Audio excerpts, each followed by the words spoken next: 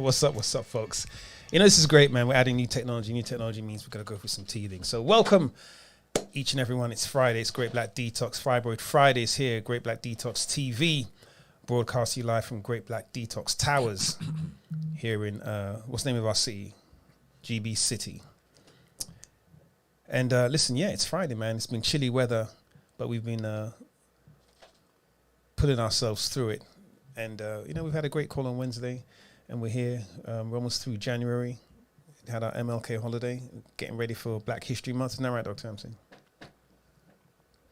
Wait, is Black History Month in February here? In America, it's February, mate. It's February. Every year since... so when's November? That's UK? No, UK is October. Black History Month. What's November then? Guy Fawkes. Guy Fawkes, all right. Yeah, the other Thanksgiving. important holiday. Thanksgiving. Right. Yes, Thanksgiving over here, yeah. All right. So welcome, Dr. Hampson. What's good? Funny old world, right? That all of a sudden, when mandates are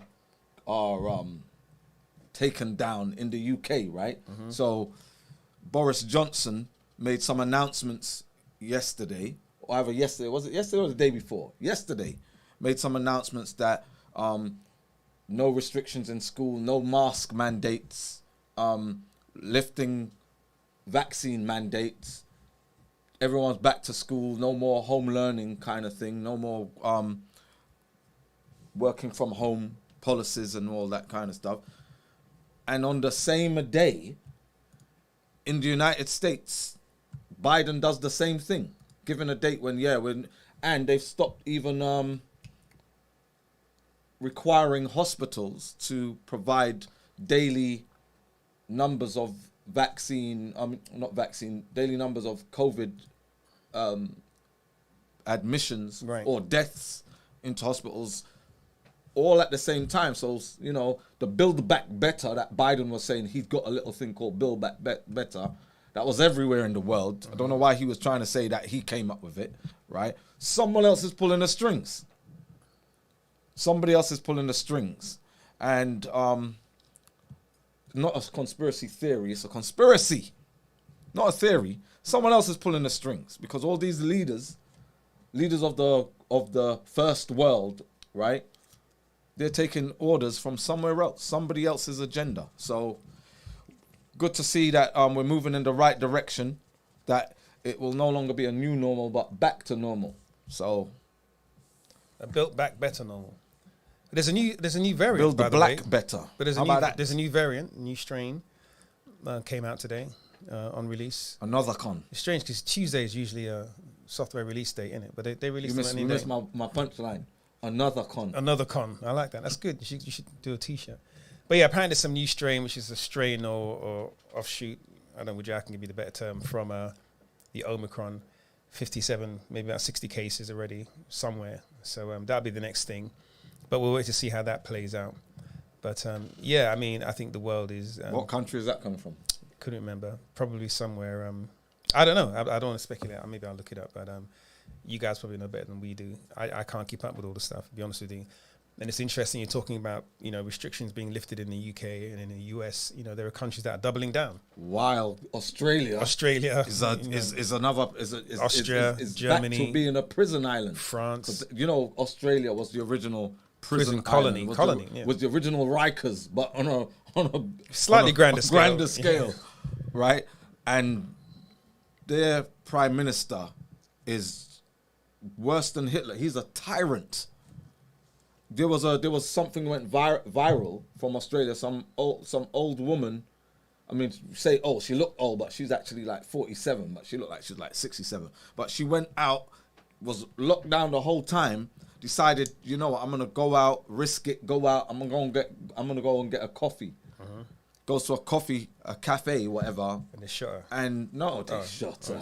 Okay. I don't know where this is going. She didn't have her papers. Right. So they called the police on her. She was carted off. Wow. Yeah.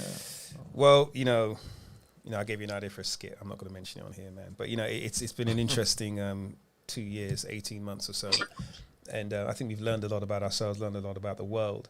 And I just hope that people have learned a lot about disease, viruses and other pathogens.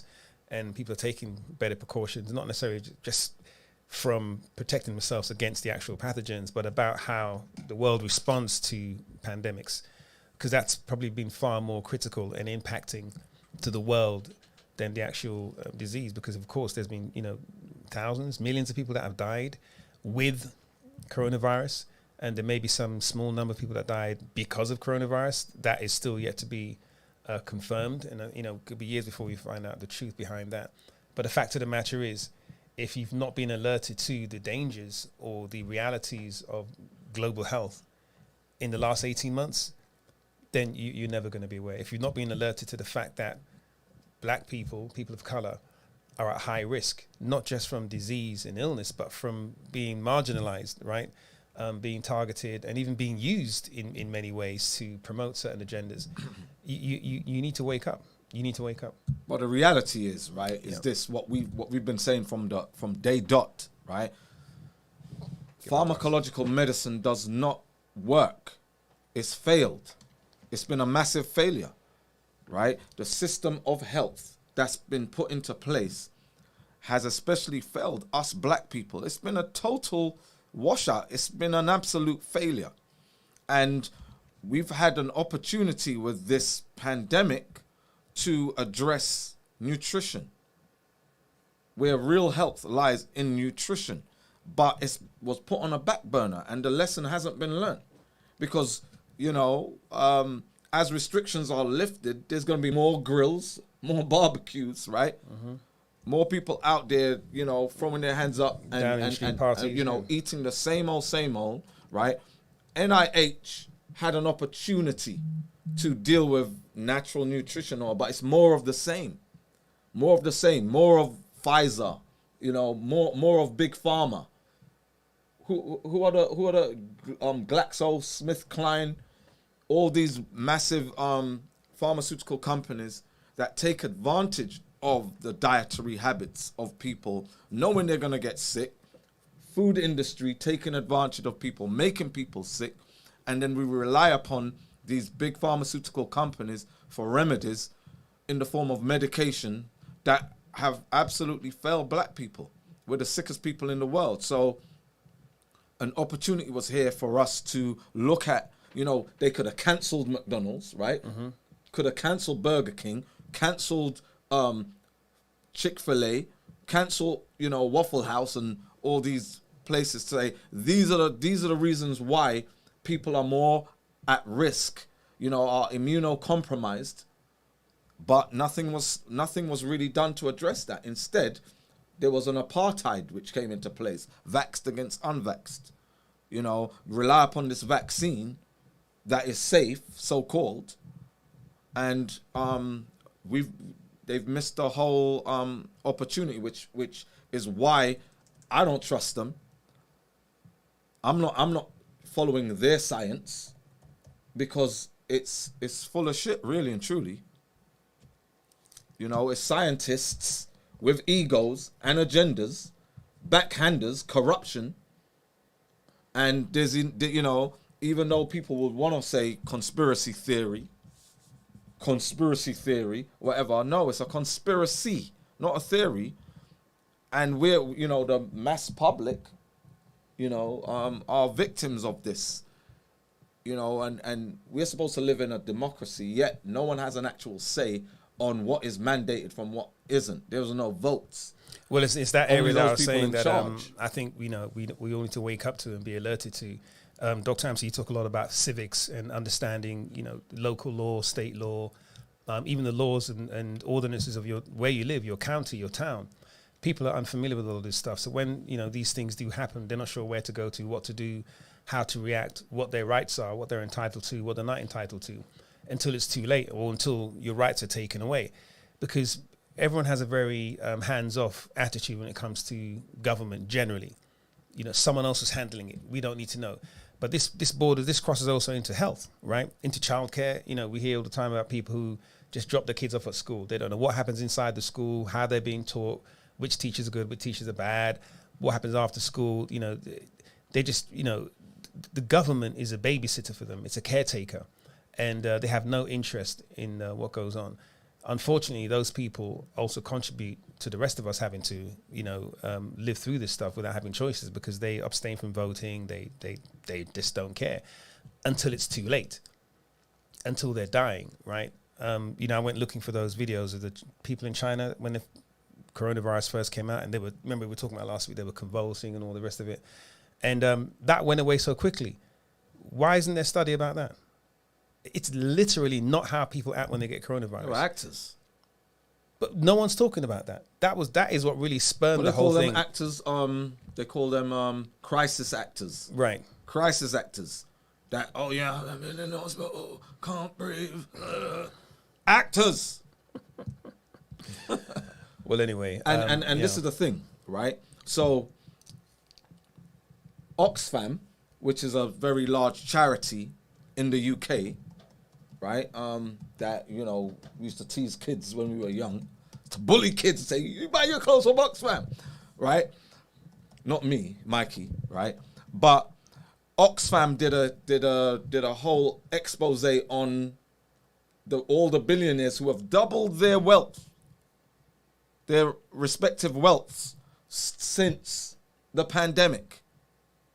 So remember what one of the fallouts, right? The collateral damage of this pandemic has been a lot of small businesses that were running for decades shut down because their staff were, under lockdown, in isolation or whatever. They couldn't keep their businesses running. All paid off. Right. So you remember, so a lot of, I guess, restaurant workers, for one, were paid a stipend during the lockdown.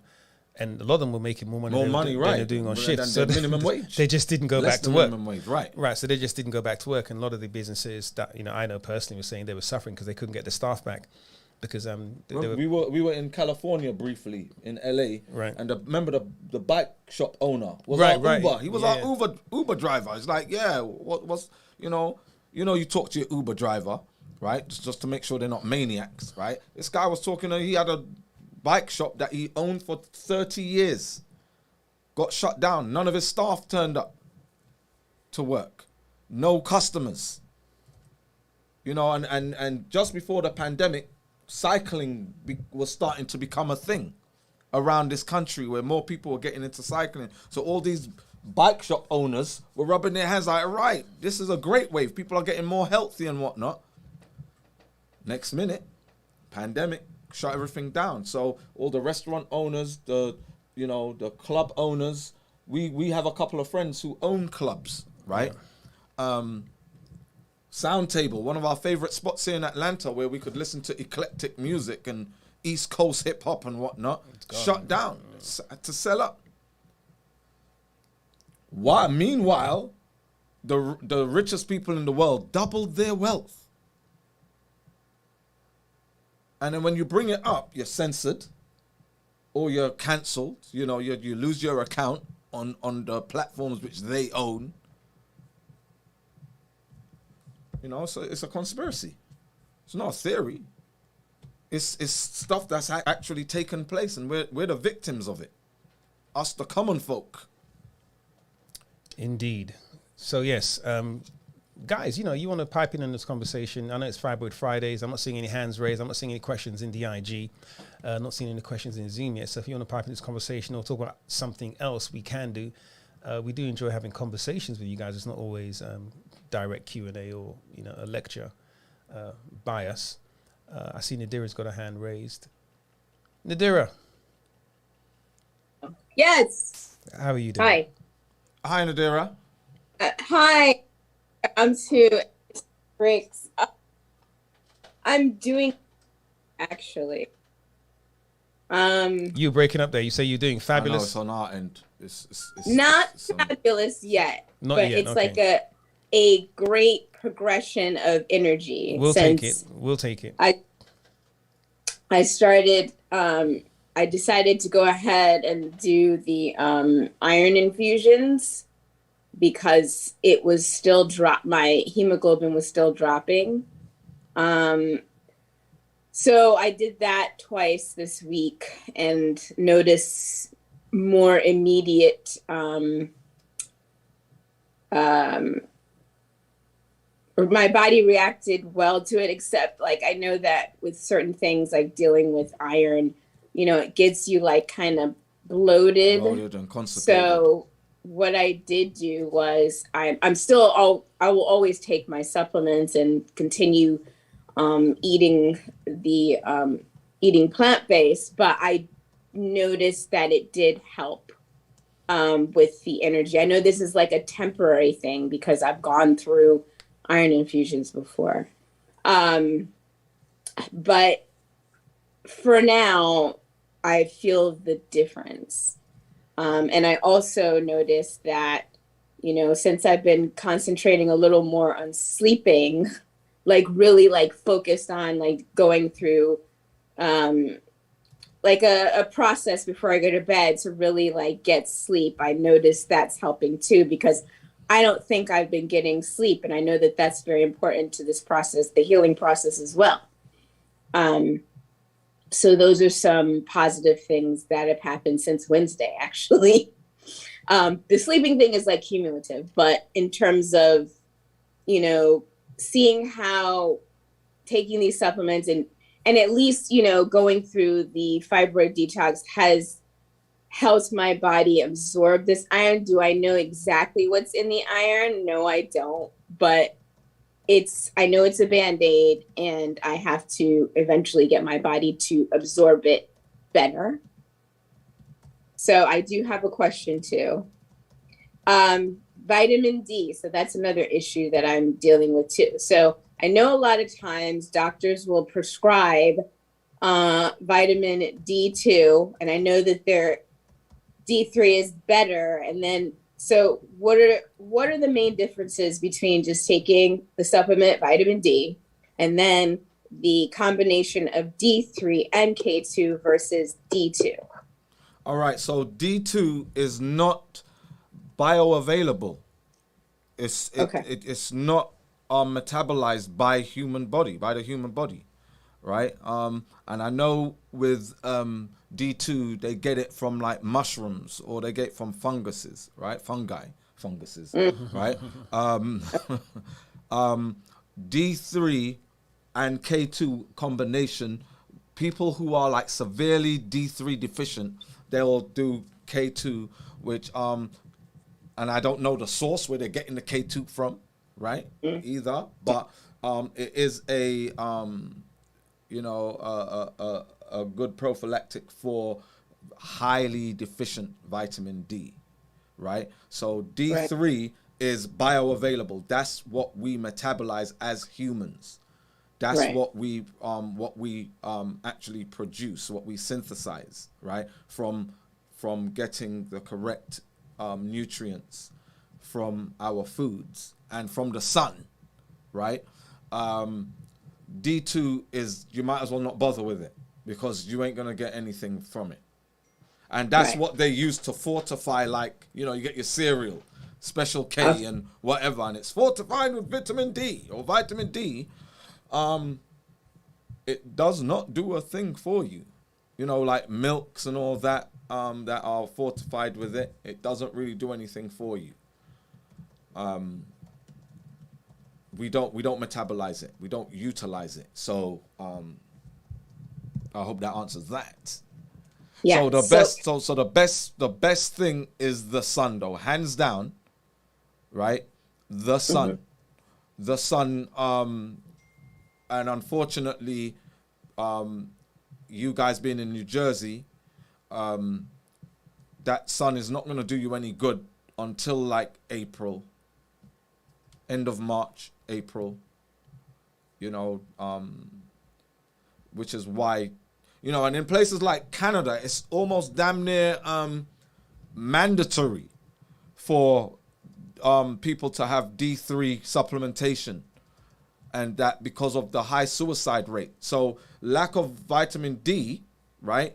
D3 deficiency or vitamin D deficiency is synonymous with depression and ill temper and anxiety and suicides, right? So And here's the scary thing.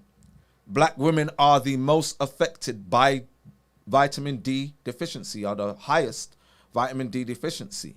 So a lot. Why? Because you require more sun than anybody else. Like following black women are black men, right? But black people, because of our melanin is an inhibitor of UVB, right? UV rays. It's our protectant against rays of the sun. So it takes longer for UVB to penetrate into our skin, right? To be absorbed. So black women, probably due to higher levels of estrogen as well as the melanin, right, inhibits vitamin D production. So they're the highest. So the amount of black women who are on anti-anxiety and antidepressants, right? Because this isn't something that people, talk about openly, right? But bipolar disorder, depression, anxiety, schizophrenia, these are all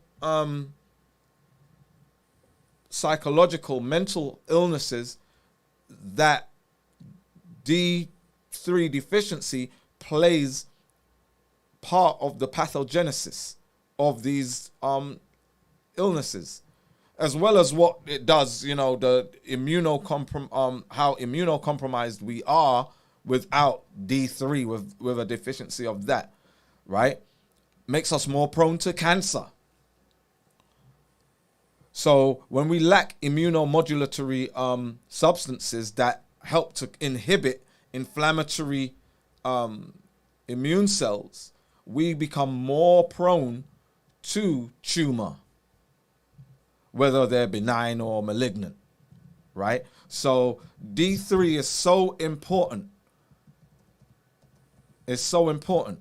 It's a hormone, right? Yeah. It's absolutely important. And one of the bad things with black people with high cholesterol, down to, AGEs, which I'll go into later on, advanced glycation end products, right? Which we get from our foods, from barbecuing and grilling and baking and toasting and all the foods, frying and sauteing and whatever, all the manners in which we commonly cook as black people, right? They cause glycation.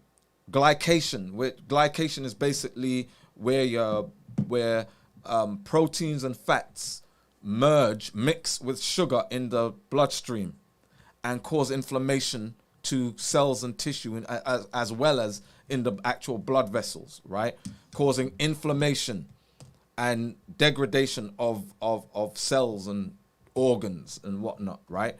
Now, with high cholesterol, right, where people are put onto these statin drugs, right, which inhibit cholesterol production.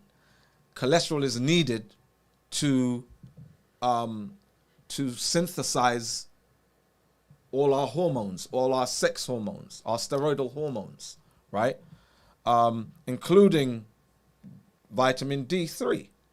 So when we are on statin drugs, we are more prone, as well as with our melanin, as well as with estrogen dominance, right? All these factors mean D3 deficiency,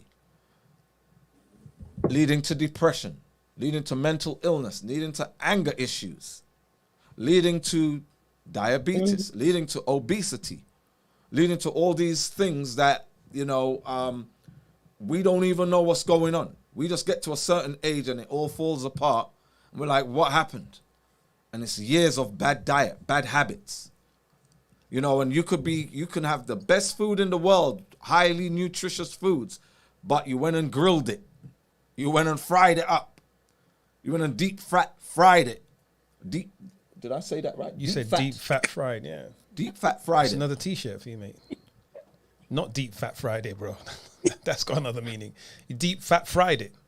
Yeah, deep fat Friday. Okay, sound like you said deep fat Friday. For some, a lot of black people, it is deep fat Friday. You're trying to get cancelled, aren't you? But listen, now there was a question. Look at Pamela's cracking up. K2. So it's interesting, you know, I was talking to someone else as well about, you know, why they pair nutrients together, why they pair vitamins together, how there's a, you know, synergistic relationship between vitamins and one helps the other. So could you talk a little bit about K2? Why K2? Why do you need to take K2 with D3 and other vitamins? Well, it helps your blood to carry D3 around the body, makes the path easier, and it also helps with it helps with your blood. Calcium, isn't it? It's getting calcium into the bones. Right, yeah. And also, you know, D3 is part of the genesis of. I interrupt 1 second. Yes. So you said that K2 helps with your blood. Is that what you said? Did I get that? Yes. It helps to get D3 where it needs to get to. Okay. Yeah. All right. Okay. So and also vitamin D is extremely important for osteogenesis, right? The formation of bones. Mm-hmm. So, you know, there are countries where there's a lot of rickets, right? Because of lack of vitamin D. And it's crazy that in summer, a lot of hot countries, there's this deficiency, and it's down to and it's crazy because K2. the tropical countries used to have more K2. Right. In fact, they have because more they have the best sun, the best sun and the best food. You know, but it's until because they imported famines. Like when there were famines, you'd see bow-legged children running around because they didn't have vegetation. And vitamin K is found in leafy greens. Right. Okay. So can I ask you a question? So if vitamin D3 is the most important, but if you're someone like me who's having issues absorbing D3, would it be also what could I eat in addition to taking the supplement, or is there something else that I can do to help my body along? Now, let me ask you this, right? Have you had any kind of evaluation ever of your gut flora, your microbiome? Yes, I got what is it called? I don't know the name, but it's like I had a 4 or 5 page analysis done of like seeing what kind of chemicals were in my body, floral stuff. Did you do blood work and Candida, stool everything. sample? Right. And what was found? What was the conclusion? It was a lot. So the main thing that was focused on by my gynecologist was at the time, and this was done in the end of 2019, that I did not have any healthy, I didn't have any good bacteria in my body at all at that time. Oh, you had 0? Yeah, at that time. I don't know what it is now, but at that time, and that was what we're going on 4 years ago, somewhere in there. Anyway, that there was no healthy bacteria, and then I had an issue with candida, and no parasites were found, but it was those 2 things were the ones that stood out the most. There was also some cobalt and some cadmium. It was in my system too. So there were. I did a couple of different types of panels, like complete ones. Right. If I can, I'll put it in the chat if I can remember the name of what I had done, but it was like a comprehensive thing. let me ask you this. So all right. So because your gut flora is absolutely critical to your digestion, right? And the reason why they'll find, all right, even though cadmium is part of, a lot of people have sensitivity to cadmium and whatever, right? But cobalt, reason why is because your good bacteria is essential, critical, crucial, all them big words, right? All them owl words, crucial, critical, right? to helping your body to digest. They are the symbiont relationship between us and that good bacteria is that we absolutely require them to help to break down these minerals, right? They play a massive role. So without that good bacteria, you will start to get a buildup of these minerals in your body. Okay. Right? And you're not digesting correctly. If you're not digesting correctly, then you're not metabolizing, right? Which is, so I would say to you, whatever they did, whatever that test was, whenever you find the name of that test, right? I can tell you I found it. It's micronutrient, and it's, what is this? So it's like a lot of different panels, but I don't know, SpectraCell Lab, no, that's the lab. That's the name that was on the cover of the forms. Right. So I think it doesn't say specifically what it was, but I know I had a toxicity, I don't know if that makes sense, like a toxicity panel done, right. like a stool sample. I did that. Yes. And something that deals with parasites. I know that's in there. And what is this? There's a couple of them. So there's, the blood, like my blood was checked. That's where we found out about the low magnesium and all these other things. Right.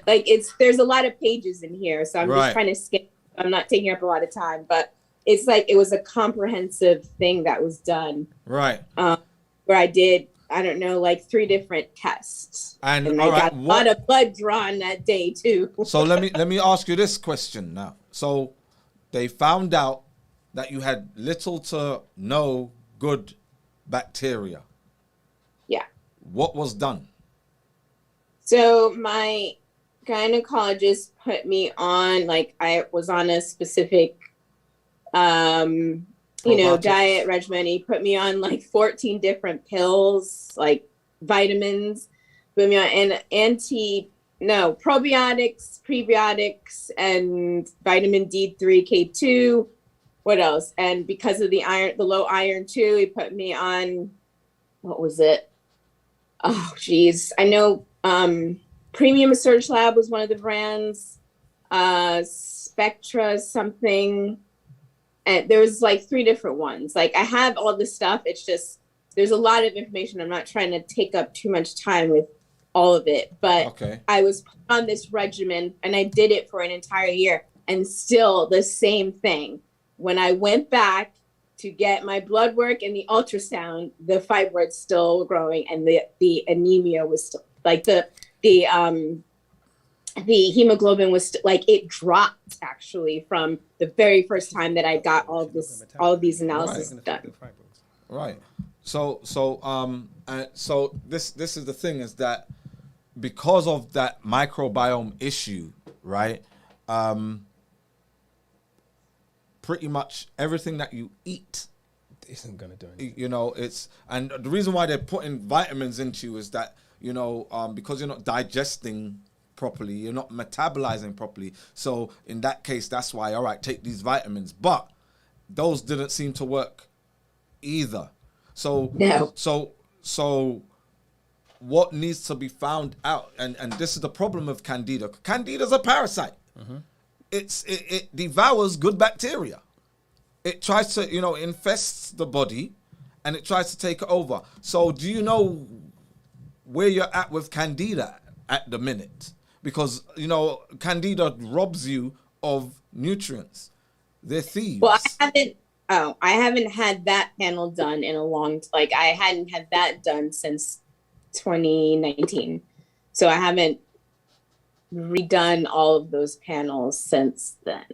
But I'm assuming that not much has changed based on my recent results.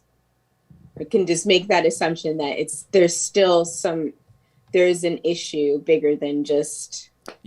Sorry, Doctor, I'm just jumping in. I think Dr. Keeler may even want to jump in as well. Dr. Keeler's about to chime in, Dr. Keeler. We're going to bring you in a second. Yeah, it sounds to me as though potentially all of the issues that you're facing, Nadira, stem from your metabolic problem, right?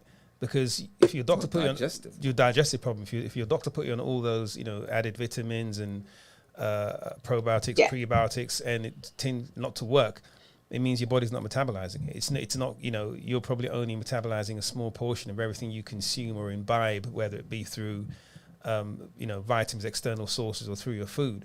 And so even the good stuff's not going to work because your body's just going to, just pass it through. It's just going to be wasted, And so either you have to have volumes and volumes and volumes of it to get the small nutrients that you need, or you need to deal with that metabolic problem, that digestive problem, because you're not going to get the nutrients out of anything, right? Now, it's quite common. I'm not saying this is unique to you. It's quite common. But the thing is, and Dr. Hamsu and Dr. Keeler can probably talk about this, it gets missed a lot because they go, route one to the most prevalent symptom. And it can take months and years of going back to the doctor for them to say, oh, well, let's try this. Come back next year, then we'll try that. In the meantime, you're suffering the whole time and burning out your stomach lining and so on and so forth, spending thousands of dollars on these vitamins that aren't doing anything the whole time. Your body's just not metabolizing these things. So maybe we need to get to that, which may be the reason, Dr. Amsu, why the fibroids are having such a difficult time being dissipated, because you are not metabolizing the nutrients that your body needs to fight the fibroids.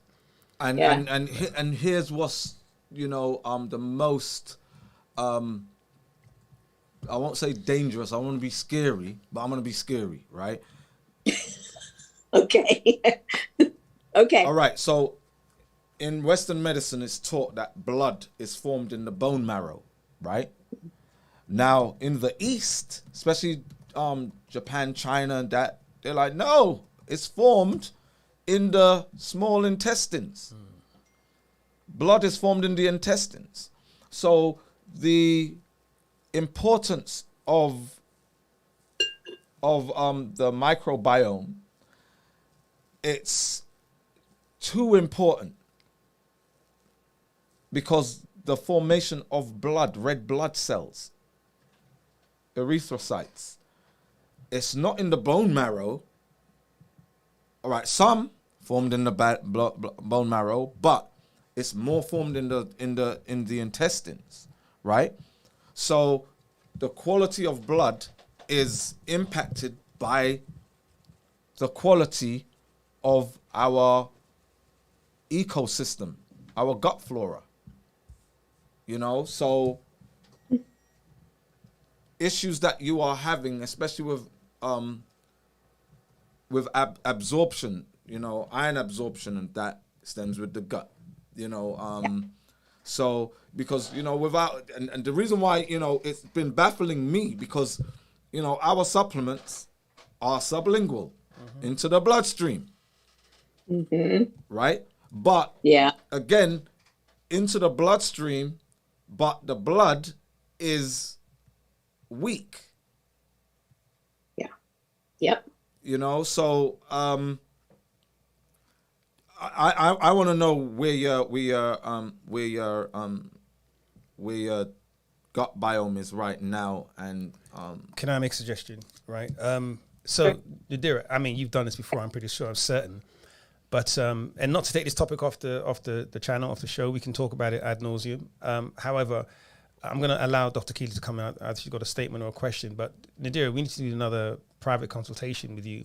Yes. So I think there's some information that you probably need to share that you don't need to share on this call that can probably help. Hey, and what we learned from that, we can come back and share with everyone. But sure. We want to give you the proper attention and focus. But this is good though, because it allows education to take place on, questions that other people may have that are being answered right now, that, people have these eureka moments or epiphanies from getting information, and, your case is extremely helpful. Yes. Which is why we always thank you. I'm open to sharing, because there could be many people dealing with this, and it's like, no, it's not that. It's not this. It's not that. So what is it? How do we find out what the root cause is? Because, I'm sure I'm not the only, like I said, I'm not the only anomaly in the world.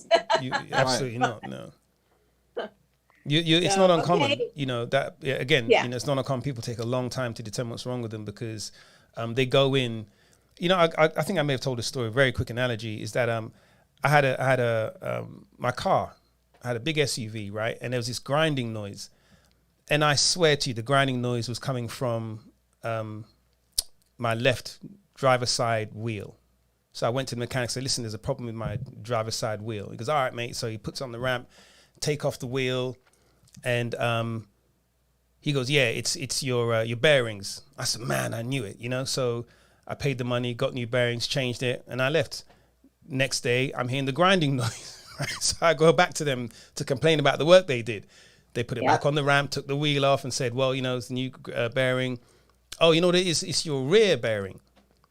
So I had to go and get the rear bearing done. To get the rear bearing done, you got to do both bearings on the back. Now, the point I'm making is that I went in there and told the doctor what I felt was wrong, right? Rather than saying there's something wrong and have them run all the tests. You know, you're talking about the lab work, the blood work, the multi-nutrient testing. You can ask for those things. People don't know to ask, so they don't ask. Remember, if your doctor refers you, your insurance has to pay because these are preventative tests. Do you see what I mean? But they attempt not to suggest them. They don't do that thorough research. So the point I was making there is go in with the view that, listen, I don't know what's wrong. You know, maybe talk about your symptoms, but not tell them, right, this is what's wrong with me. I'm not suggesting that you're doing that. But a lot of people, why it takes so long to get to the actual diagnosis, because they go in there harping on about the symptom. You know, oh, I've got a pain in my elbow. So, you know, they send you to go an x-ray of your elbow. It's not your elbow, there's lactic acid, which is coming from, there's something going on in your gut. Do you see what I mean? But rather than going and get a broad set of tests done, again, we go in there with the symptom. So it's very common in the area that people take months, years.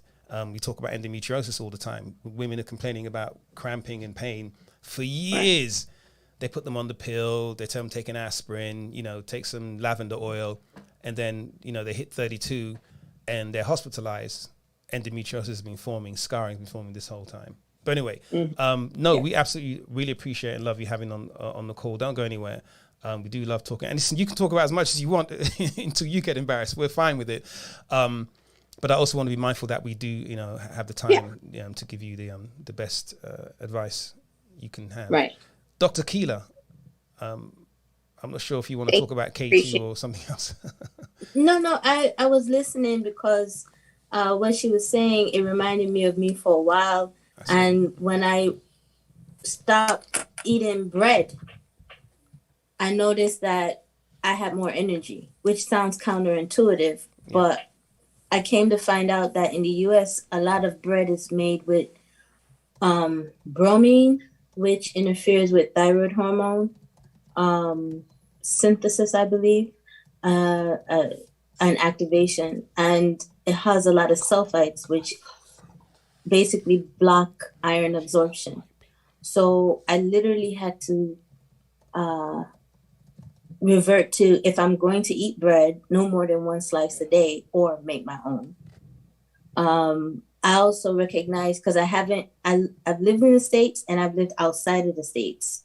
And when I lived overseas in the Caribbean, I had no problems with energy. It wasn't just sunlight. Sunlight was a major factor, but I ate a lot of native foods grown in native soil that hadn't been contaminated.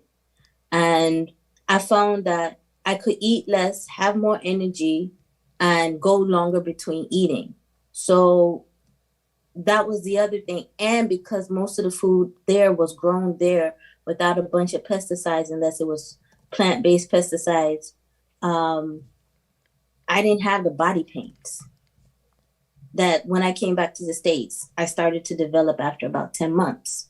So it's never I only say that because I just had an experience taking a relative to a medical visit, and the physician has been pushing for the last, I'd say, 9 months for vaccination. Now, mind you, my mother is a retired RN.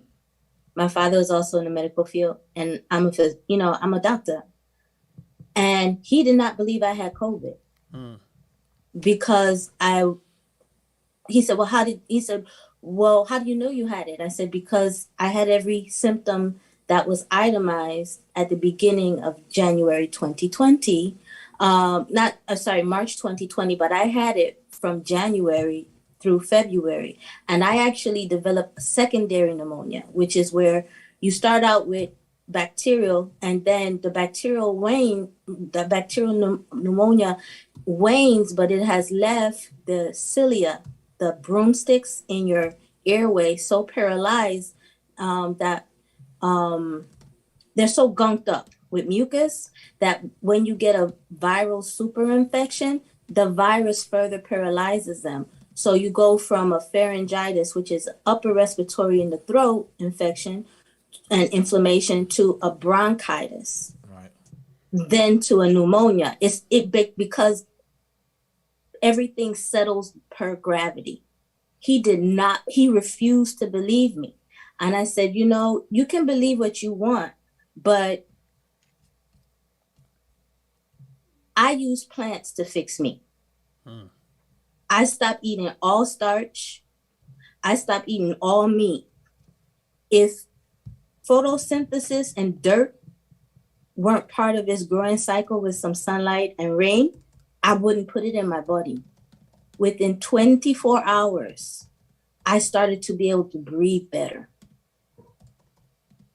Because, and this is the thing that Western medicine will never say, if you give your body the plants are the pharmacy. The plants have things in them called polyphenols. Yes. Yep. Some of them, they mimic melanin in structure and in function. So they're antioxidants. Let me stop speaking medicalese for a minute. Anything that's going to stabilize membranes is going to help your body to function better. Anything that destroys membranes is going to make it so that your body can't function, because all reactions either occur on a membrane surface or within the liquid divided by membranes. Right. So I had membrane damage to my lung. I was heading towards a condition called ARDS, acute respiratory distress syndrome. One of the first signs of that is if you're not asthmatic, you start to feel asthmatic. You can't breathe laying down. And then when you do sit up, you have to put your hands on your knees and lead forward and purse your mouth like you're breathing through a straw. I was in the beginning stages of ARDS. Wow. And I knew I could die, but I didn't want to go to the hospital because they would ventilate me and blow my lungs out like a tire. Yeah. And I knew that. So I said a prayer, and my prayer was answered. Flood your body with fruits to give your body, and that's non-GMO, non-RNAi interference fruits, because RNAi is designed to inactivate certain genes in your body so it suppresses certain gene expression, and that alone could kill you. You would never know what messed you up. Yeah. Okay, so I inundated my body with fresh, non-genetically engineered fruits to help repair my lungs membranes, and I inundated my body with natural vegetables, chlorophyll, to stabilize the electrical charge on all my cells. That's the purpose of a lot of vegetables. They stabilize electrical charge. Once the membrane's electrical charge is stable, it's like an engine going from reverse to forward, or an engine going from stop to active. And so what it sounds like they're saying, based on what's going on with you, something has happened on your membrane surfaces where certain proteins, either structural, but more likely transport proteins, which are responsible for taking up nutrients, and our enzymes, membrane enzymes, are not working properly. And one of the things that can do that are preservatives in a Western diet, excitotoxins, which are flavor enhancers, but that actually burn out the mitochondria, the engines of cells, so they stop working and they die fast. And surfactants, which are basically soaps. They actually do put soaps in food here so that you can mix something that's water-based with something that's fat to make something like a gravy or a salad dressing. Emulsifiers. Emulsifiers, okay? So any of those can mess up your membrane surfaces. And believe it or not, your gut is highly surfaced like your brain, which is highly surfaced like your gonads, your ovaries in a woman, your testes in a man, your highly surfaced like your adrenal glands, because all of those are brain tissues. So anytime you mess up a surface, even unknowingly, it's hard to avoid all these things in U.S. food. You have to be really laser focused to avoid them. And some people are more sensitive than others. It can make it it's hard to absorb iron. I literally had to inundate my body with greens 5 times a day. So that was a green smoothie in the morning with some citrus and some ginger, because, ginger helps you burp, not be nauseous. I had to stabilize membranes and remove gas with pectin. And the irony is pectin is one of the things that in Russian medicine has been found to mitigate effects of radiation poisoning.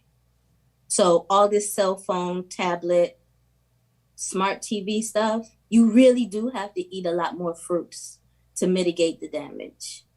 And then the last thing was I stayed away from the things that were offensive to my body. So that meant animal products, artificial oils, and non-homemade bread. And that also meant I couldn't use standard flour. I'd have to use like what they recommend, teff, and something like that. And if I did grains, I had to do ancient grains like quinoa. And I will say, for real, no joke, eating quinoa is a completely different experience on my gut than eating white rice. Yeah. I don't get gassy. I don't bloat, none of it. So, Dr. Keeler, carry on. That's all I wanted to say. No, I was just going to say that, and you and you've done it before. You're really giving us an overview of what essentially is the basis of this whole paradigm, right? Not just medicine, but sustenance from the food. Not just eating anything green or quote unquote organic or plant-based, but the right plant-based foods, and understanding what those different foods do to the gut, do to the body, right? What nutrients you're going to get from them. And I know, we talk all the time why it's one of the most daunting things is when you tell people, listen, everything you know is wrong. All the food you've ever eaten is wrong. Everything in the store is bad. Don't go to Walmart, you're going to die. People start to panic. And the question we get, number one, is, so what can we eat? And this is something that, unfortunately, we don't all live in the same country. We don't all live in the same climate. There is no one diet for everyone in the world, but there is one paradigm. Okay, and that's what this paradigm is. The electric paradigm is that paradigm. And then what we need to do is tailor it for people. We hear on the call all the time, people in New Jersey can't get certain fruits and vegetables that, the young lady who was in Barbados a couple months ago can get. And those in South America and those in Nigeria and so on and so forth. We hear all the time people in the UK can't find jackfruit, but we got it in abundance here in Atlanta. And so we have to tailor our adherence to that paradigm.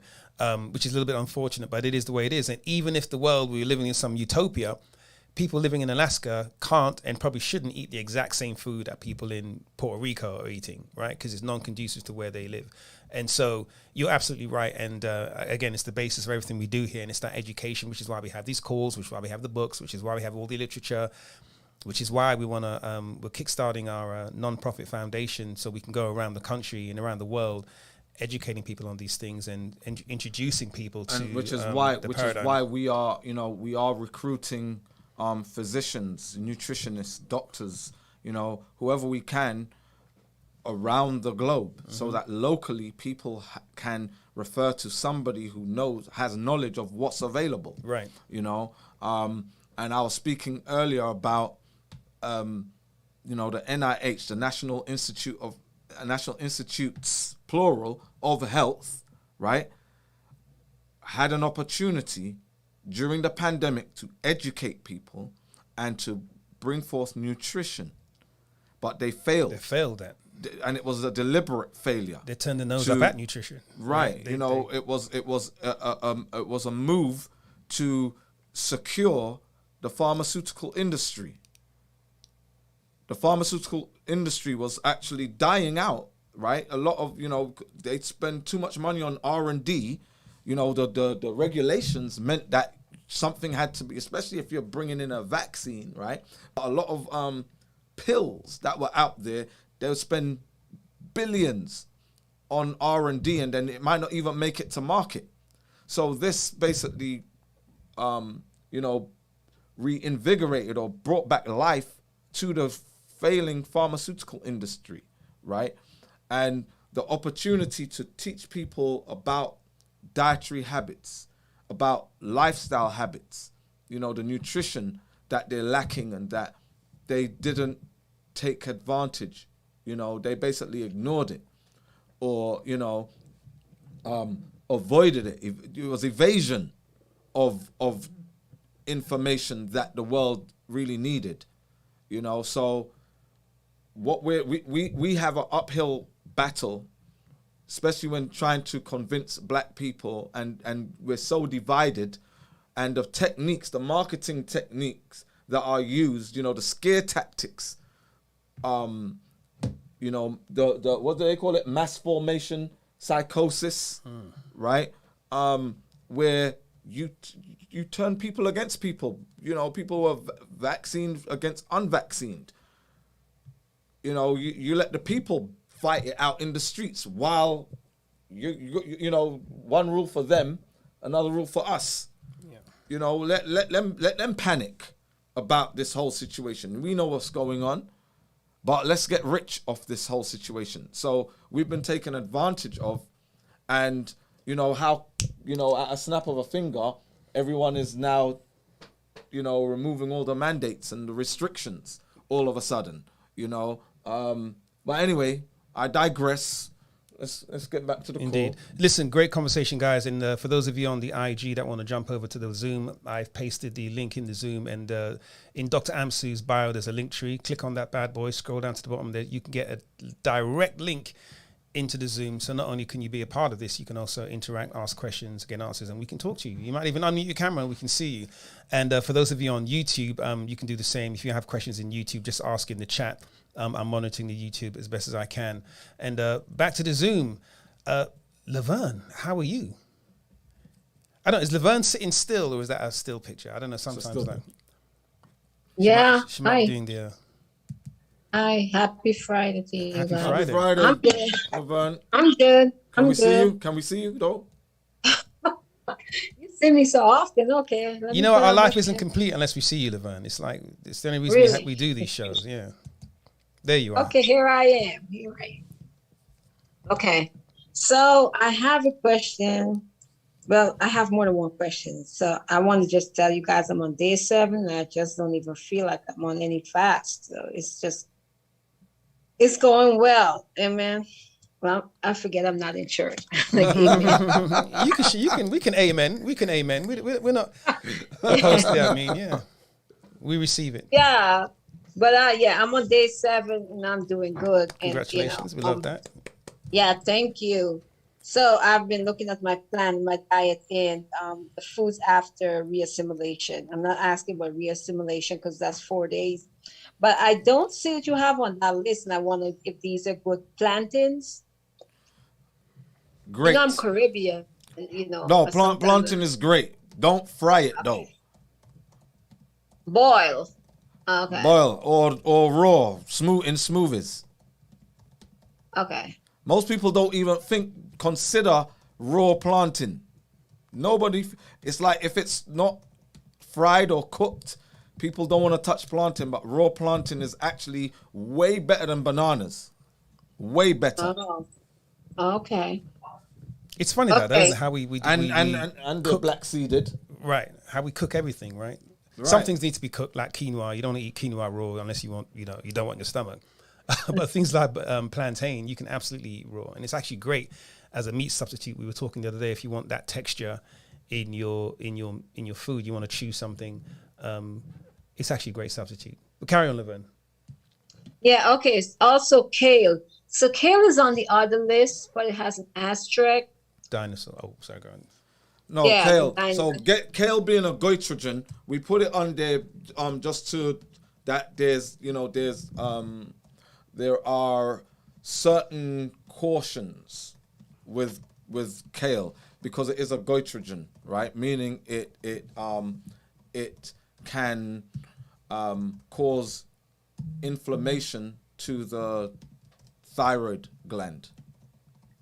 Too much of it, right? So it's something that we prefer, which is better, is dinosaur kale, which is the original kale. Yeah, that's what I use. I always use that. All right, cool. Yeah. So that's good. Okay. Also, And I just wanted to say to everybody as well, so you have to be careful when you go in places and you go to these restaurants and they have kale smoothies, they have these juices and kale this and kale that. You have to make sure, right? Ask, and even if you ask them, they're probably gonna lie anyway. Lie at them, Or they right? don't know. Yeah. They're gonna speak about, ask them if it's organic. First of all, because again, one of the deadly poisons that are out there that don't kill you immediately, but over time it does. Glyphosate, which is in so much food because it's in the fertilizers, it's in the pesticides, right? Glyphosate, which causes all kinds of inflammation once it gets into the body, right? Attacks cells, right? Causes all kinds of inflammation. So when you go into a restaurant or you go to a place and they have these foods and they got kale and you think it's a healthy kale, it might actually be detrimental to your health. But go ahead, Laverne. okay, so plantains you said those are good. Green bananas, like the green bananas are good to make because the porridge, like green bananas. Yeah, so as just make sure, because somebody was saying the other day that where was it? It was in the UK, right? It was the jackfruit thing, right? They're trying to find a substitute for meat. No. Green banana had no seeds. Like, Right. Get the Jamaican green banana, right? Or make sure you get green bananas that have black seeds. So as long as it's got black seeds, right, you're good to go, right? And green bananas are a fantastic source of iron. Oh, okay, yeah, that I know. I know growing up or they used to use the green plantains. Okay, Right, and green plantains, yes. yeah. So also, I was, just want to make my own like condiments. That's what the mustards and that's what you call condiments. Yes, and condiments are where they get you, right? So a lot of people eat salad. Oh, I'm getting a salad. I had a salad for lunch. I'm feeling good. There was no meat in it. It's like, all right, what did you dress it with? Oh, they got the house dressing. All right, ask them what's in that. All kinds of poisons. It's the ranch, man. Sugars, modified starches, vinegars. You got one of the mayonnaise, right, is one of the sources of AGEs, that advanced glycation end products, right, that cause issues, that cause us to age, right? The acronym of advanced glycation end products is age, right? So it actually causes oxidative stress, right? And ages you, right? Ages your organs, but also shows on your skin. Well, go ahead. Yeah, because I want to make my own mustard. So you got your mustard seeds? That's what I was going to ask you about mustard seeds, because I'm going to use mustard seeds and turmeric for the coloring. All but right. I wanted to know. That's good. Okay. Yes. And there's brown, you got yellow mustard, you got brown mustard, right? And they're both good. They both have are similar, but they have different properties. They have different properties. They have different properties that will benefit you in different ways. But mustard is and mustard greens is also great as well. Yes, I saw that on the list. So the brown mustard seed, I'm assuming, would be better. I ain't gonna say which one's better than which. They benefit in different ways, certain properties. Okay. But base-wise, they're the same, but there are added different benefits of each. Okay, so maybe I can just mix them. Yeah. Okay, making my own mustard. Okay, so I think those were the questions that I have for now. You still use Heinz ketchup though?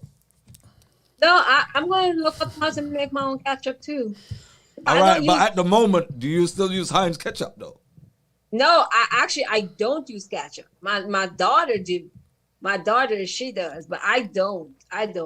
All right. I never liked, I always say same here. Ketchup is one of the worst. I never really liked ketchup. I used to love it. Yeah, and I grew up in the Caribbean. I didn't grow up with no ketchup and these things. I grew up on pickled mango, and plantain chips and tamarind balls and those type of things. So no, I don't care for that. I don't like ketchup. But I look up how to make it though, so I can give them a healthier version. Right. Awesome. Well, Laverne, you're on the way, man. You said another question? No, I said that's all I have for now. Thank you. Congratulations on so you're halfway through. So you end the weekend, right? You're going to end on Sunday? You started on Monday last week? On Friday. Right. Today is my 7th day, so next Friday. Okay. I'll be through, but I'm good. It's I'm back to normal. Well, you seem you're bouncing, you're bubbly. You know, it's like you got all the energy. You're smiling more than you normally do. The only thing is that my daughter is like, she's all about the body and the thickness, and she's like, Mom. See, we got to get your daughter on this because I know she's in the gym bench pressing 300-400 pounds and stuff. We got to get her on the detox. Imagine.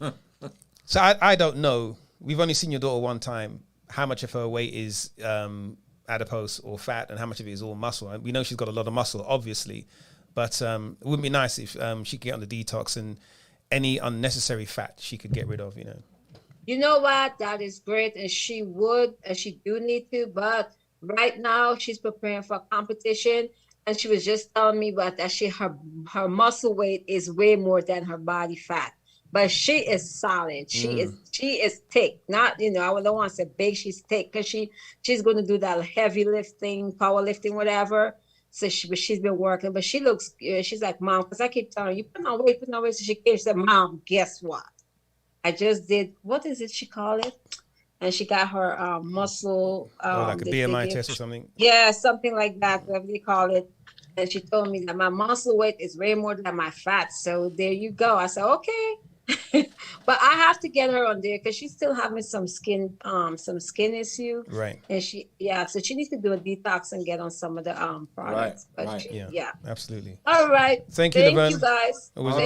Thank you. Take her off the ketchup as well. Yeah. Take her off the ketchup. Because this is the thing. When you're in competition and you're an athlete, you are burning all kinds of electrolytes. You're using up a lot of energy, and if what you're putting in for that energy isn't good, right, it's going to cause things. It's going to cause inflammation, and inflammation isn't always apparent. So if she has skin issues, all right, that's on a that means that she is ingesting AGEs. She is ingesting inflammatory substances, and what's going on internally, which may not rear its head till when she's 28, right? And it's getting younger. Maybe when she's 25, there'll just be a time where it's like the things just start going wrong. Things start failing, and now there's a chronic inflammatory illness.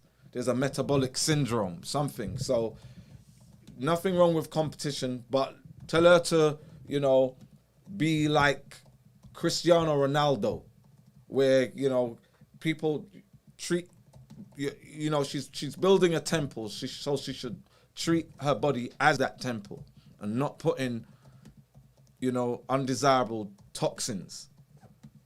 Yes, thank you. But, I don't know. We tried, me and my husband, we just being the example because, the children, except for my oldest son, And I always say because he was born right after I came from the Caribbean, from Guyana to America. He was straight up Guyanese the way we raised him. Right. But my two other children are so difficult but I'm not going to say that.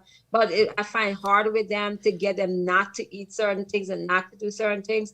But eventually they will, because her and the athlete are the two.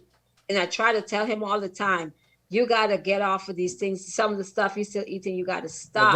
Laverne, get the strap. Get the strap. Because if them gone here, them must feel. I know, right? I have to put it on, right? I know your kids are tall and big, but it don't matter. They're going to do nothing to you. But, you know, I want to say this really quick. My brother was on here, and he's the one that introduced me to you guys like a couple years ago.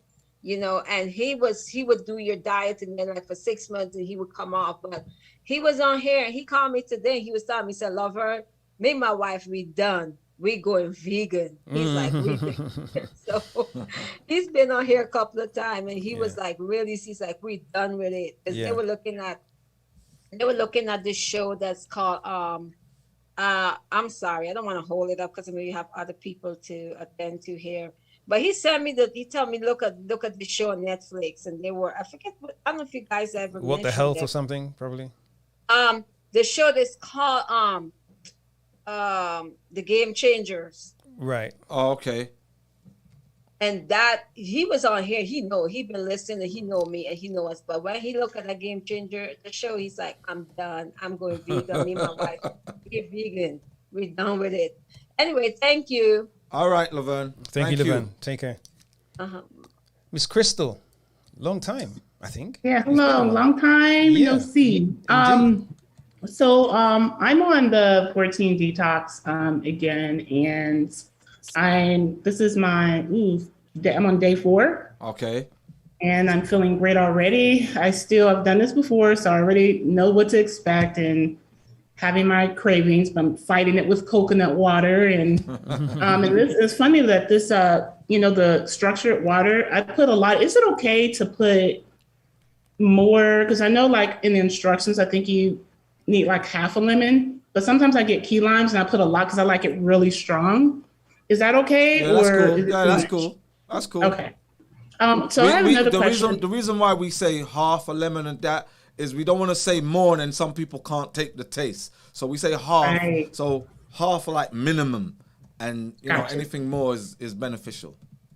Okay.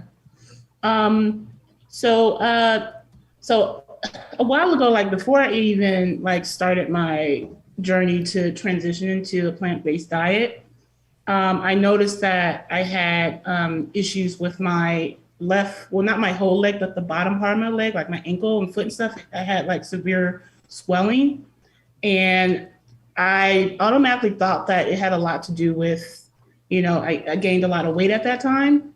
And because I never had that issue before until I started gaining weight. So I went to the doctor just to double check, because I have relatives in my family that had blood clots and stuff, and they were overweight. So yeah, go ahead. They're definitely, you guys started talking there. That was playing. No, he was about to say something. Not to you. I said, let her finish. He was like this, so I was like, let her finish. All right. So yeah, it was due to, being overweight. All right. So what did your doctor say? Yeah. Go ahead. What did your doctor say? So I went to the doctor, and I told him, I was like, hey, told him about it. And he told me, he was like, it could be weight gain. He said, but it could be something else. So they did an x-ray just to double check. All right. At the x-ray, the results, they couldn't find anything. I just find it strange, because it's like, yeah, it could be weight gain, but I heard, and I've researched online, that like that's like a minor symptom to blood clots, even though I didn't have one. So, or it could be like lack of circulation. I don't get. See, but the worst thing you can say is that I heard. I got swollen ankles, and I heard that it could be never. This is why diagnosis should not come from just going on the internet or what they said. Right. Them, right? Because it's 99% of the time it's going to be totally wrong, right? So doing the right thing is going to see a physician.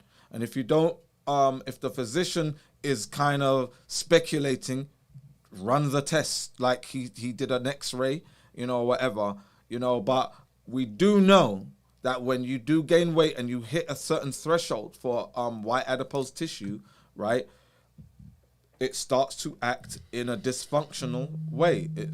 Your body starts to attack itself, you know, whether it's severe or mild autoimmune, right, syndrome or disease, right?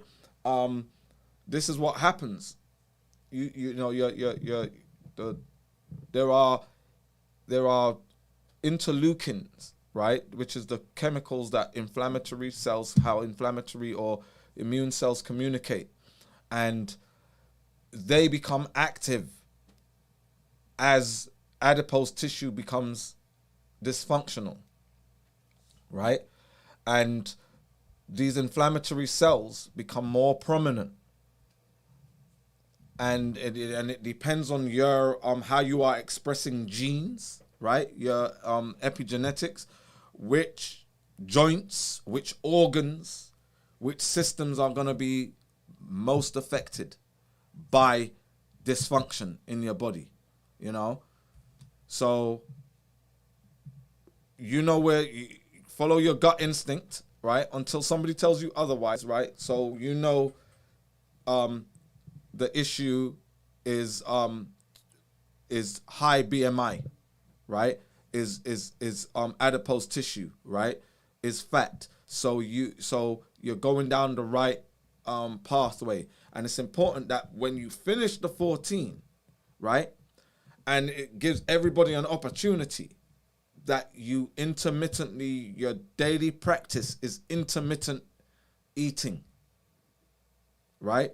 Intermittent fasting, intermittent eating, where you give yourself a window to eat. And when you do eat in that window, you do not overdo it, right? Because, you know, a lot of people, they do intermittent fasting, but when it comes to that point where they can't eat, they want to stuff their face and getting it in while I'm in my window. No, the point is to eat a normal or even reduced portion.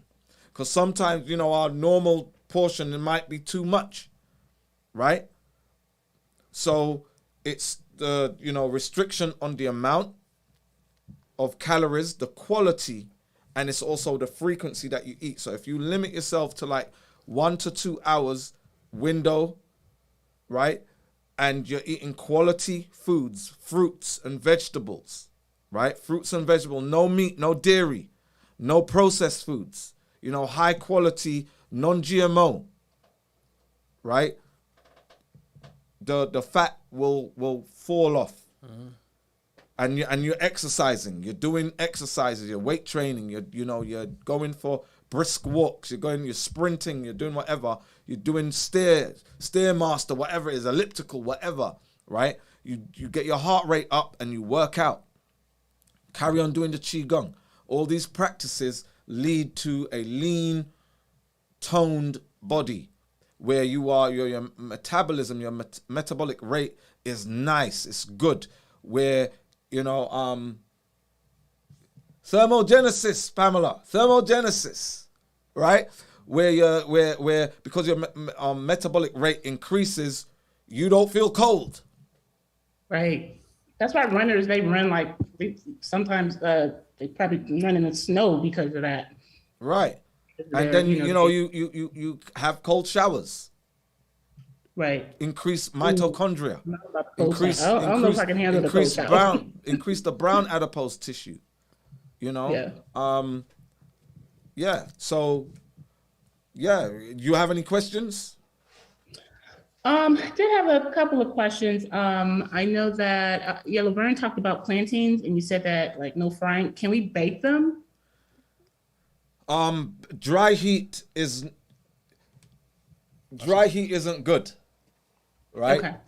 So even though, you know, you'll hear a lot of people, nutritionists even, talk about baking as one of the best ways to cook foods, Right. but dry heat creates AGEs in AGEs. foods, advanced glycation end products, right? So these are the things that cause us to age, things that cause us to have conditions like diabetes and kidney issues and that, right? They cause inflammation, chronic inflammation. Glycation is when proteins or fats mix with sugars in the blood, right? And causes devastation. If it's at a low level, we can deal with it. Our body has ways in which, you know, we have enzymes and, you know, peptides and that deal with it. But when we inundate ourselves with foods and substances that are high in AGEs, we become overwhelmed. We can't deal with it. And then we start aging, literally. Corrosion. Erosion. Is that where like the gray hair comes from too? Like the I mean, gray hairs. See, gray hairs is a whole another phenomena that which is you know, peroxidation. So it's a little different with graying of hairs, because you have some people look really young and they're healthy in that, but you know, they have full head of hair, full bearded and whatnot, and it's all gray. It's Right. it's another side to it. But gray hairs is a sign of wisdom more than it is of age, which is philosophical. That's philosophical. All right, but there's another process which of peroxidation, which is something that happens with age. All right. I'm also taking the fountain supplement as well Okay. too. And the reason why I'm taking that, because I noticed that, and it could be due to because I'm getting a little older, and it also could have been stress from my previous job because it was highly stressful. It was unbearable. I had to take like time off.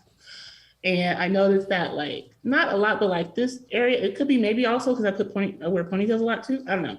But I noticed that like there's a just minor thinning here. Can't really tell, but it's just minor thinning. And I'm thinking like maybe if I take the fountain and then eat better, that will help.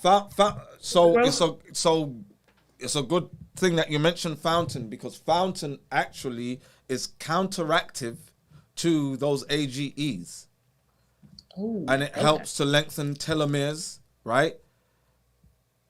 That become shorter, which is, you know, on your DNA strands, at the end of DNA strands are telomeres. They get shorter as we age. And it's not to do with how many times we've been around the sun, it's to do with the substances that we put into our body. So fountain actually is the antidote to AGEs, but also to lengthen telomeres and that. So it's not just about, all right, so glowing skin and young, flexible skin is what's going on outside with your integumentary system, right? But internally, you're reversing the clock, rewinding the clock on aging with fountain. You know, there are, and again, polyphenols.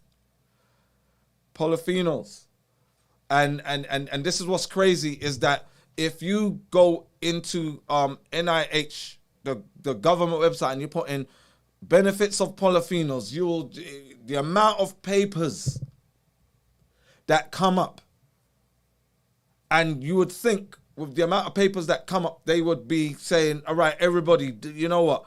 Everywhere in the United States, everywhere there's land, we're gonna grow organic fruits. Everywhere. You would believe so, because the amount of studies, the amount of white papers that are out there that speaks about how great polyphenols are. It's crazy that it's not, you know, most people ain't even heard of the term polyphenol. Ain't even heard of it. What's that? Yeah. You know, who's she? Polyphenol. You know, but the diet is key. Diet is key, but because most people do not get those polyphenols, right? Flavonoids, polyphenols, and that, we put it into our supplements so that you do get them. And they have specific functions. So with Fountain, it's about reversing the aging process, having better skin, better hair, better nails, better internal organs, more functional. All right? One more question. All right, go real ahead. Quick. Okay, now going back to you mentioned that we were talking about baking, baking food. Well, I love the purple potatoes. I'm obsessed with them ever since I've started like your detox plans, and it's including one of your the meal plans. I've been buying them all the time. I don't fry them. I do bake them or roast them.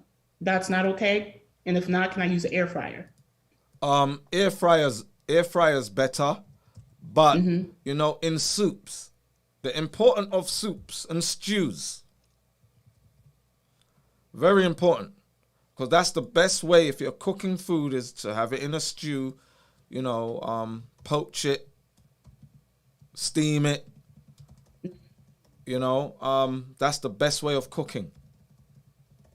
Okay, and then sweet potatoes, no, or purple sweet potatoes are best, but sweet potatoes are cool, but purple sweet potatoes are the best. And you have Japanese sweet potatoes, which are they are very good, but Japanese purple sweet potatoes are even better. But there are a lot of sweet potatoes that are grown in South America, like in Belize and in Peru, in the Amazon, that are great. Okay. Well, that is all the questions that I had. Thank you very much. All right, you're most welcome. Appreciate it. Thank you, Crystal. And purple yams are also good as well. Purple yams? Yeah. Okay. Thank you, Crystal. Stacy. I think, Stacy, you were on the IG, Hello. right? And then you came over. Hello. Yes. Hey. I actually go by Destiny. Don't call me Destiny. Yeah. So thank you for Can we see you, letting Stacy? me on. Can we see you? I'm actually on bed rest. I've been in the hospital the last couple of days, so it's not the best right now. But the reason why I'm calling is I wanted to start your program in the new year, but I ended up in emergency in Toronto, Canada, in a hospital for hypertensive crisis, and I had very high blood pressure, trouble breathing, basically shortness of breath. I felt like I was gonna pass out, and because we were in a pandemic, I wasn't able to get adequate and proper care and treatment. They didn't give me anything. I was in emergency for 6 hours. They told me to check in with my family doctor, and I've been on bed rest and home ever since. I've just been monitoring my blood pressure, and I also, with that, I have stage 4 endometriosis, right? And the last couple of weeks I've been hemorrhaging and bleeding profusely, like at least once a week, 2 weeks, 3 weeks, it's skipping, and I'm having menstruation periods every other week, and I don't know what to do at this point. Right. For me, unfortunately, I tried to hold her as long as I could from the vaccine. I don't want to say which vaccine, whatever, that I got or whatever, but I've been trying to tell the doctors that I truly believe that something has happened because for a person who has endometriosis, I know for different women who have gotten the vaccine, the vaccine has stopped their period or either increased pain or bleeding. Yeah. For me, it actually stopped it for the first one. The first I stopped, and then I didn't get my period till 59 days after. So 59 days after the second shot, my blood pressure went up. I truly believe my body is trying to come back into hormonal balance. Right. I've had hot flashes, different things. I'm like, what's happening? And my body is operating like it's premenopausal, after the second shot. And I told the doctor this, and they looked at me in the hospital, and they just nodded. They couldn't say anything to me, right? So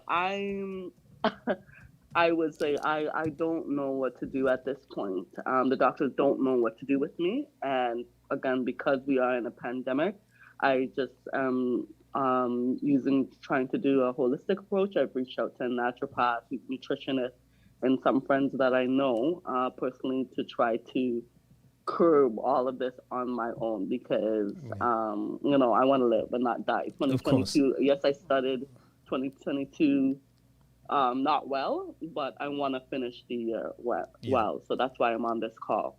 Well, Destiny, sorry to hear about all of that. And unfortunately, not the first person that's come on the call. And now, of course, we can't diagnose say it's directly related to the vaccine, but they've had the vaccine and then very soon after, don't even look at me like that, allegedly. I'm going to say it. If you ain't going to say it, I'm going to say it. Had, if not hypertensive, but heart problems directly after. And there's been a lot of correlation between that. Of course, we're not diagnosing you directly, but with the endo and everything, there's quite a bit going on, Dr. Amsu. And you say you're hospitalized right now? No, I'm home. I've been home. You're for home, a couple of days. Okay. Yeah. We can say it's highly probable, highly plausible, highly possible. All them bubbles, right? All of those. That it's related because the thrombotic effects of that's been happening around the world, and especially among people of color. Right? It's and this is why, just a blanket vaccines for everybody get this thing. That's not good medical practice. Because what do you have? What conditions do you have?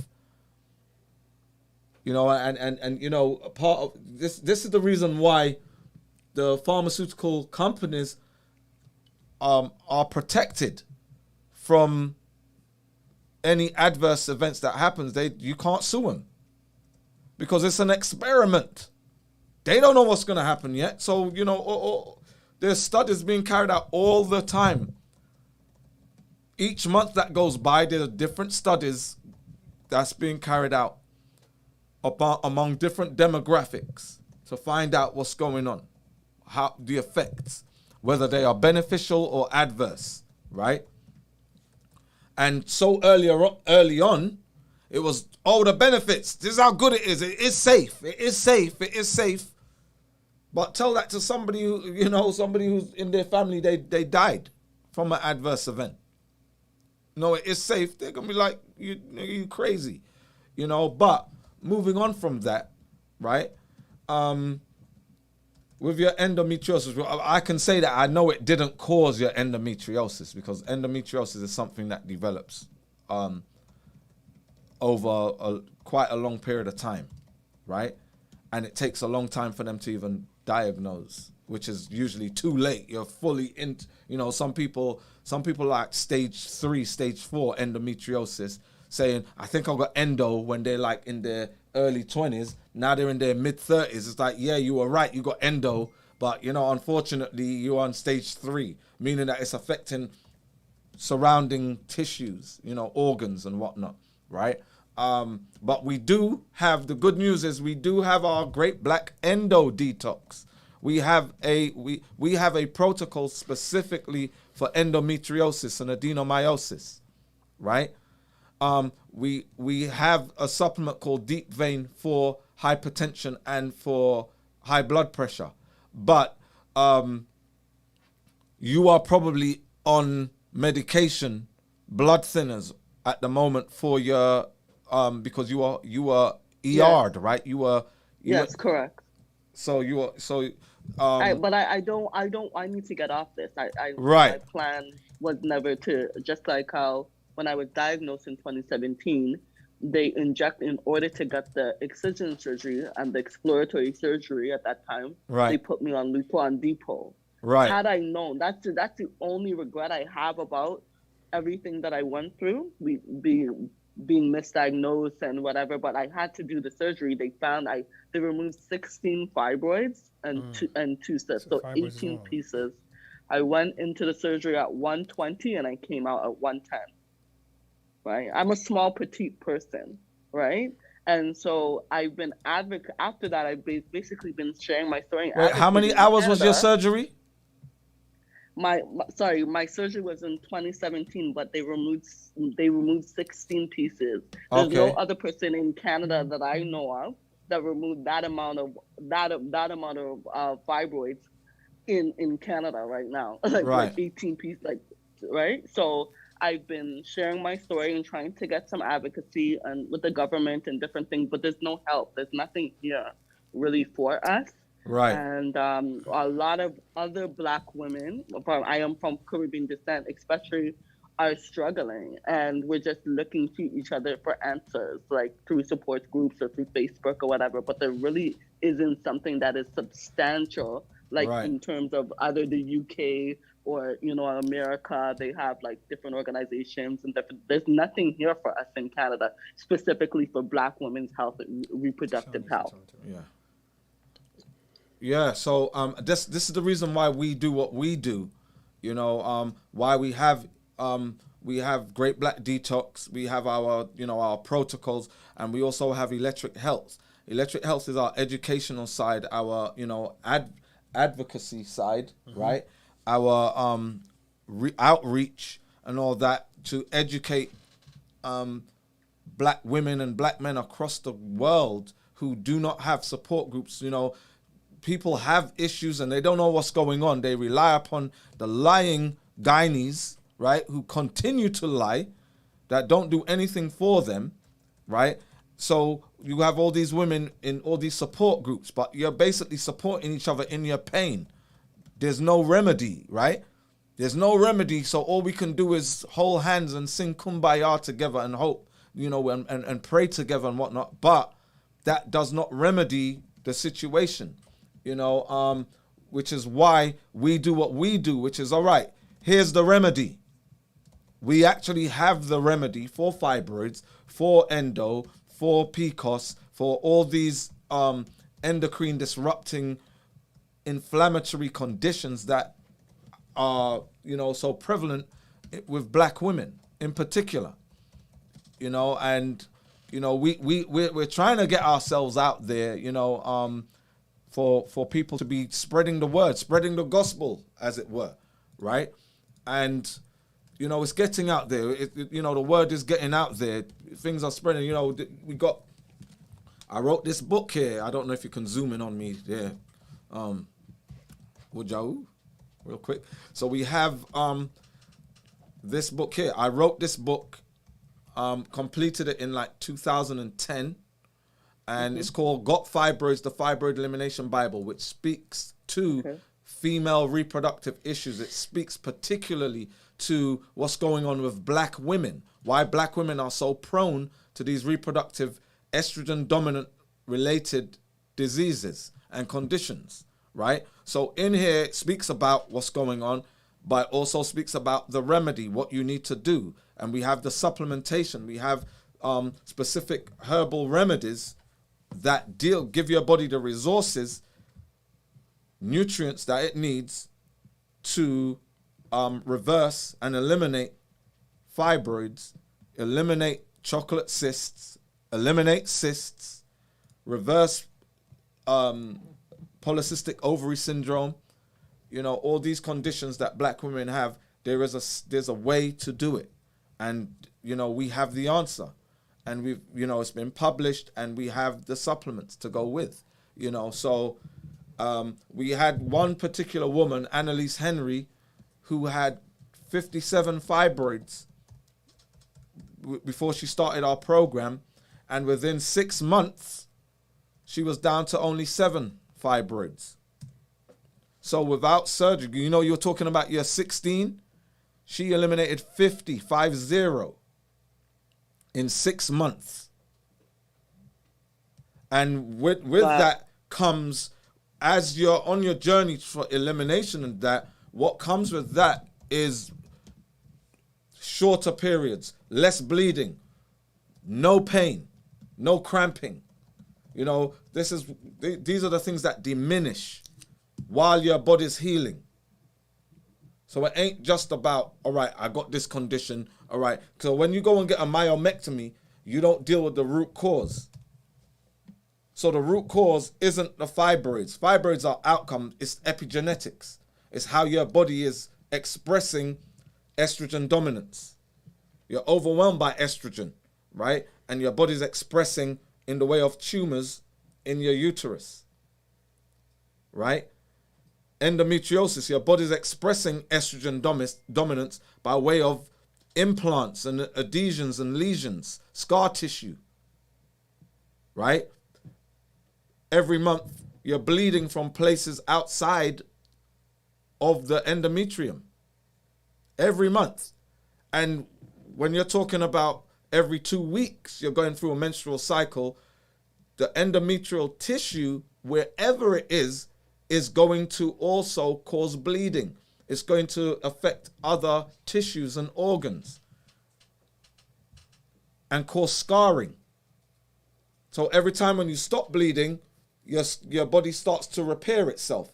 Scarring is a part of reparation of damaged tissue. But scarring causes its own problems. Right.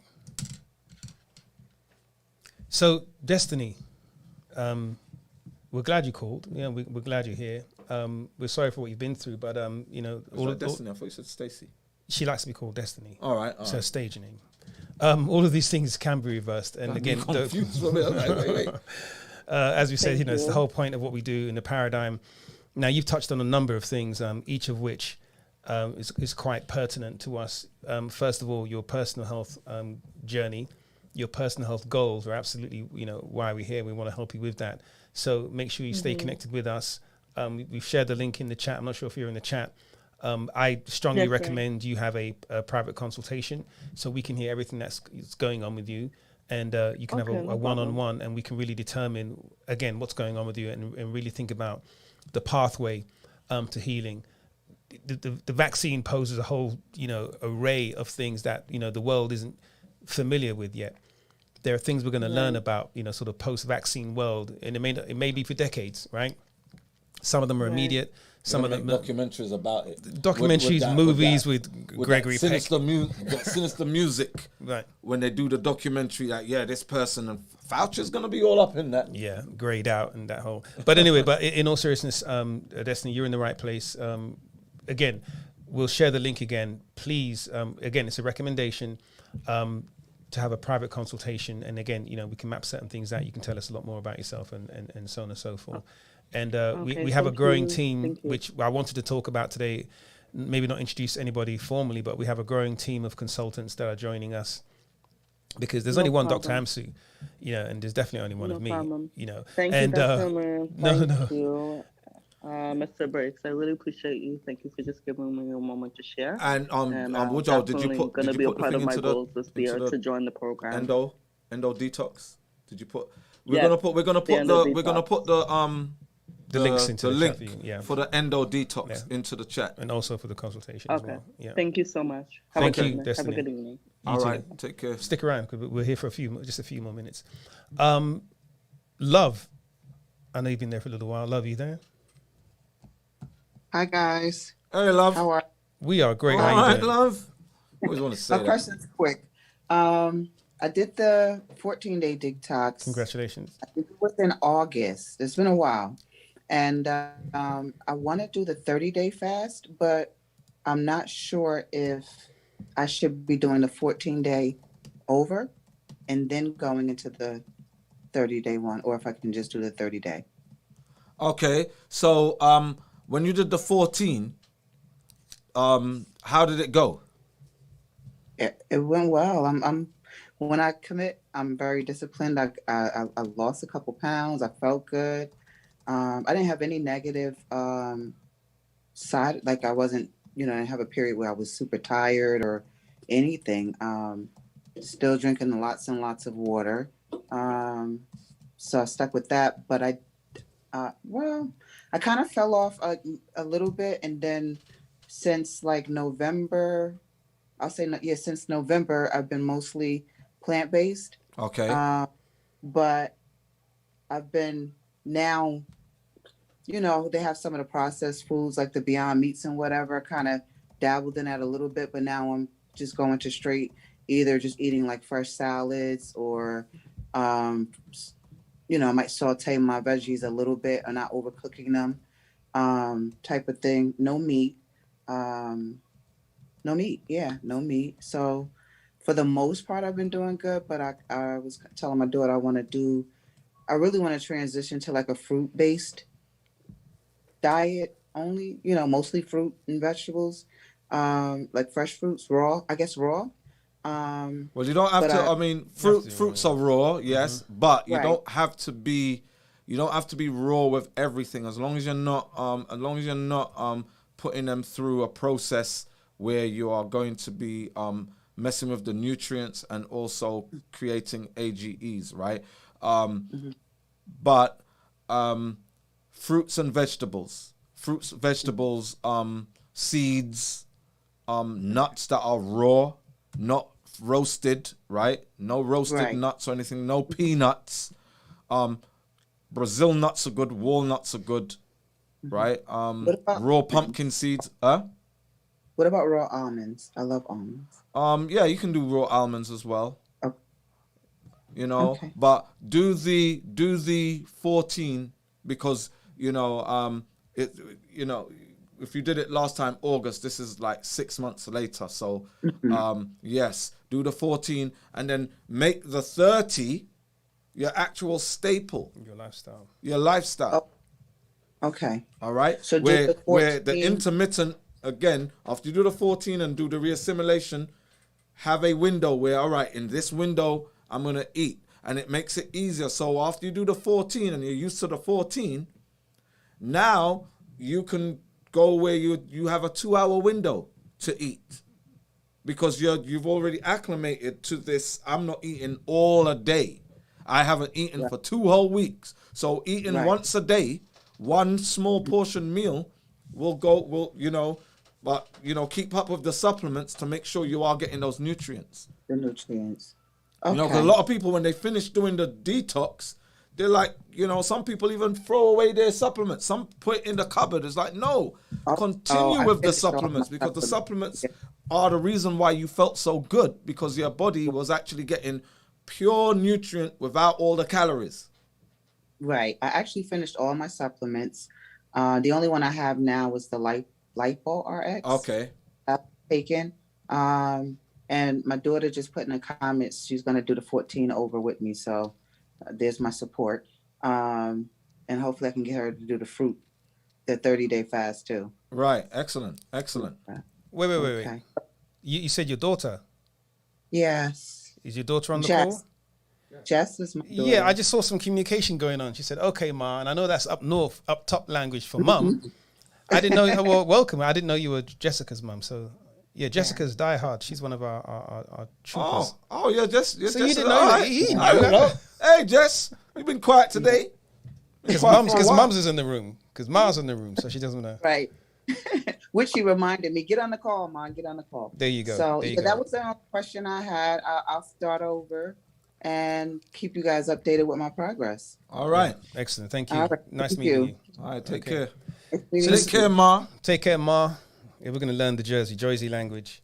So listen, we're actually through with questions. I just want to, someone shared something earlier on. We were talking about fibroids. I think it was when Destiny was on telling her story about, having had to have 16 fibroids removed and endometriosis and then, the COVID and all these things that have, she's at home convalescing now because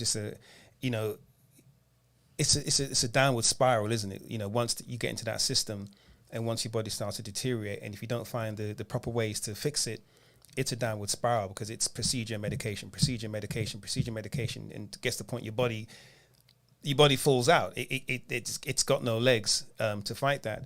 And Rosita, who's on the Instagram, was talking about her sister had fibroids, and because of complications with the fibroid surgery, it messed up her kidneys, and now she's got a tube sticking out of her back. Wow. From fibroids.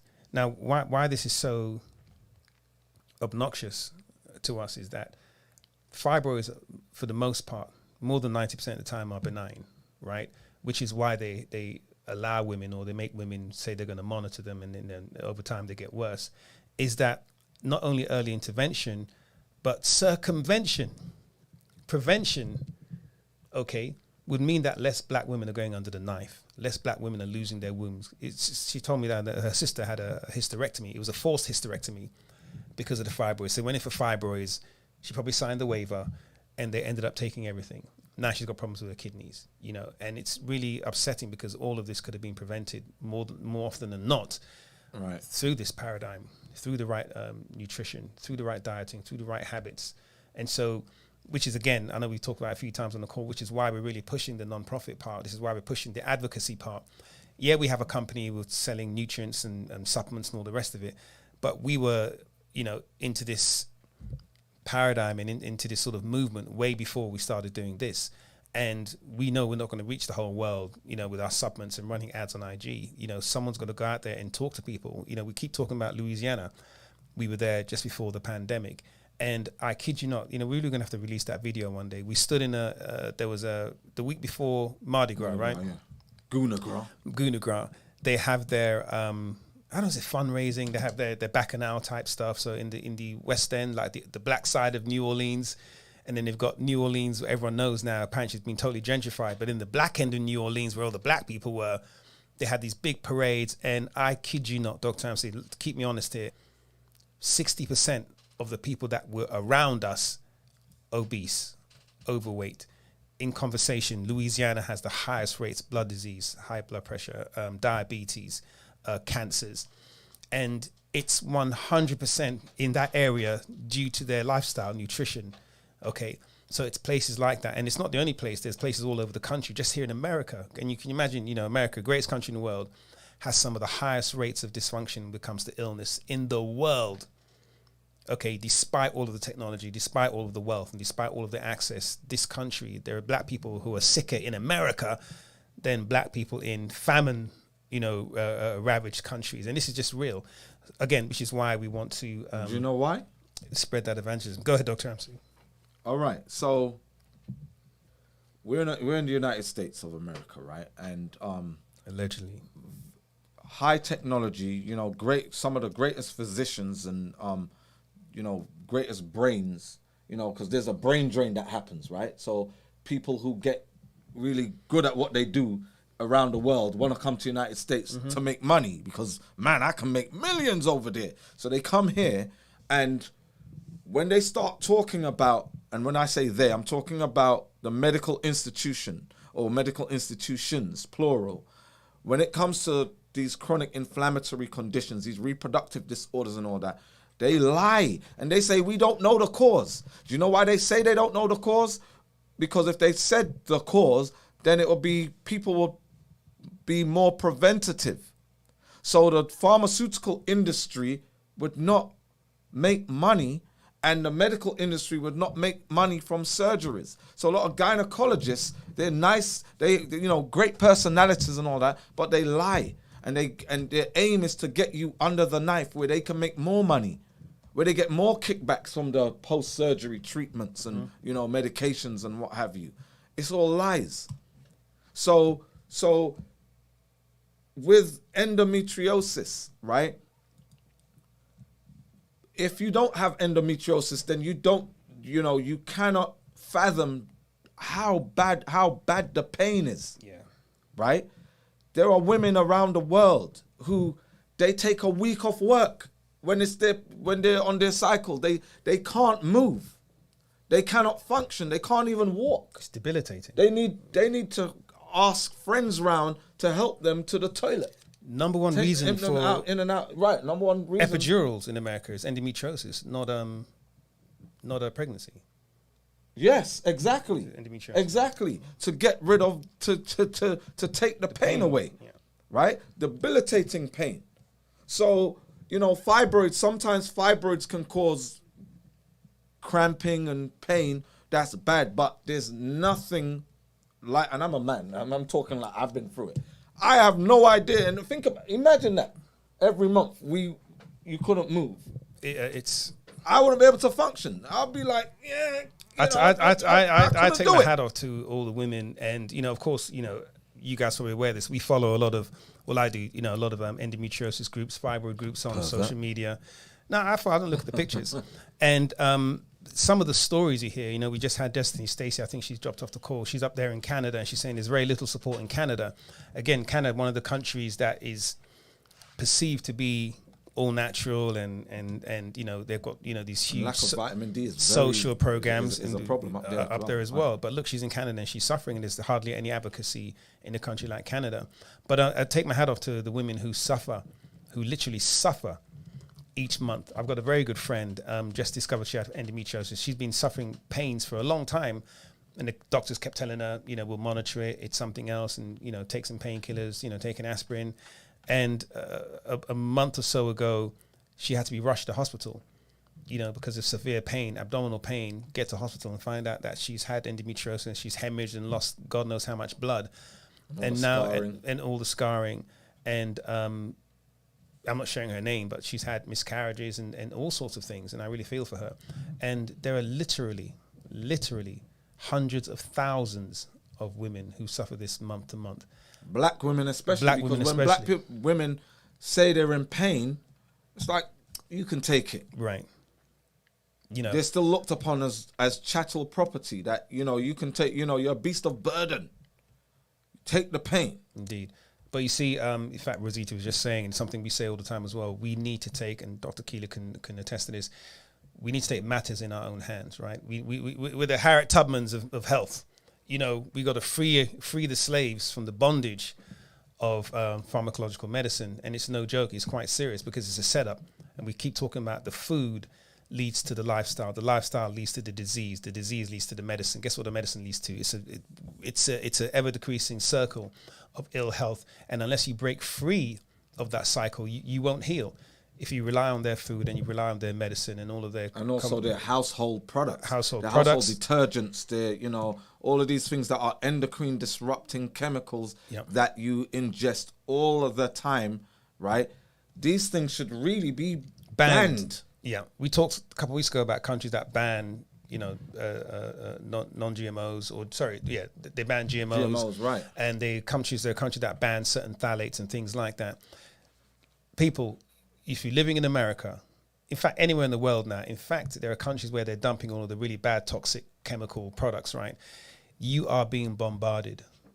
You are being bombarded by chemicals, harsh chemicals constantly. And you're doing it yourself unwittingly in the lotions you're using, and the food you're eating, the packaging that the food's coming in. And we spray our houses with it. We even have automatic sprays that every 5 minutes, it sprays some chemicals in the air, and we love the scent of it. You know, we spray it into our curtains and in our chairs. And we are doing this to ourselves. And we don't see the correlation between that and, let's say, fibroids or ADHD or cancer or high blood pressure or joint pain.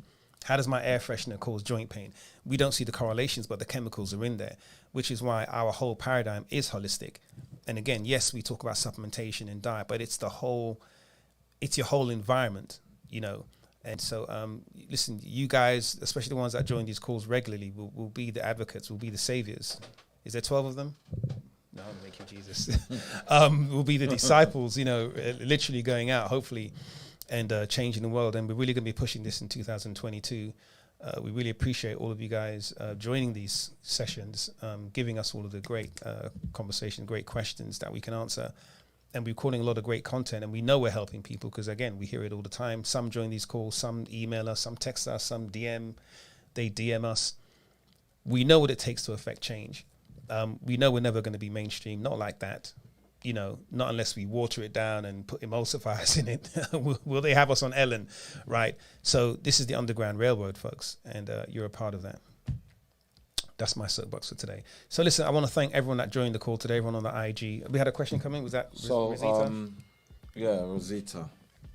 And by the way, somebody asked what I'm drinking. I actually got chlorophyll, distilled water, and some pear juice, organic pear juice. But the pear juice is very little.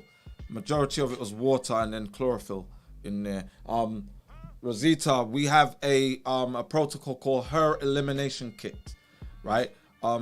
So Great Black Detox / Her Elimination. That will be put into the chat. Can you put that in the chat? Her Elimination. Oh, it's on there. Put it in there for me. Her Elimination, Great Black Detox What are we doing here? /her elimination. Who am I? Which chat? For Zoom. No, the IG where Rosita asked the question. Oh, I didn't see that. All right, so her elimination kit, which helps with the female reproductive system. All right, that's our protocol for that.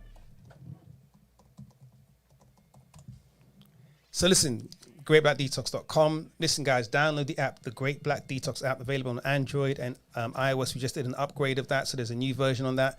We're handing out badges. So if you did your Detox 14 and you don't have your badge, I want to see that little blue badge on your name saying I did the 14. Jessica's about to do it twice with her mum.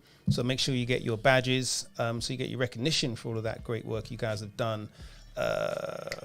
Final words? Or you had them already?